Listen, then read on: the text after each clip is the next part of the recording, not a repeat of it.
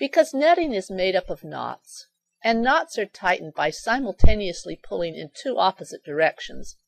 Something is needed that will permit this simultaneous pull in opposite directions while you are pulling in only one direction with the netting needle. I call this something a tension device. Tension devices are used to provide the tension needed when the knot is tightened. A variety of items can be used to create tension. Each tension device has advantages and disadvantages. These first three tension devices are portable and good to use if you like to take your netting with you when you leave the house. A cord is portable, compact, and good for traveling when you will be sitting. Since it is attached to something else like your foot or a piece of furniture, it may be difficult to move quickly, like when you are told the doctor will see you now. It is also hard to use if you are standing, while waiting in a line or for a bus. Some people use a safety pin attached to a pant leg. It is certainly portable and compact, but like the cord, the safety pin is most useful when you are sitting.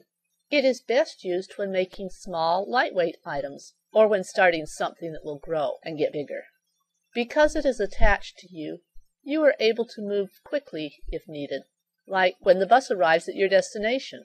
Just hang on to your needle and mesh stick and off you go. It would be best to choose a pair of sturdy pants that will not mind a pin poked into or pulling on them. A quarter or half-pound weight is also portable, almost as compact, and you can use it while sitting or standing. Because of its weight, it is not as useful with large or heavy projects, but then I don't usually take large, heavy netting projects with me when I go out and about. The next tension devices are not as portable, but they work well with large or small netting projects. A C-clamp or post can be securely fastened to a horizontal surface. A thin board or other material can be placed between the clamp and the horizontal surface to protect it. The netting is fastened either over the post or between the C portion of the clamp. A pillow is somewhat portable in that you can pick it up and move it, but it is usually too bulky to take with you. Safety pins are needed to attach the netting to the pillow. This tension device is necessary when doing oval netting.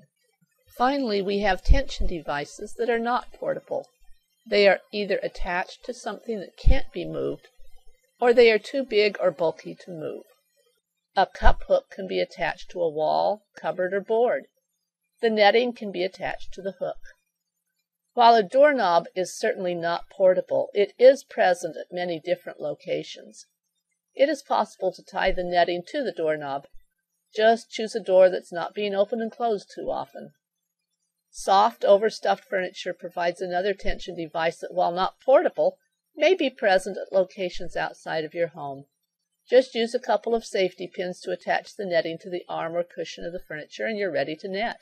These are by no means all the devices you can use to provide the tension necessary to net. Stretch your creativity. Look around you. There is no end to where your imagination can take you.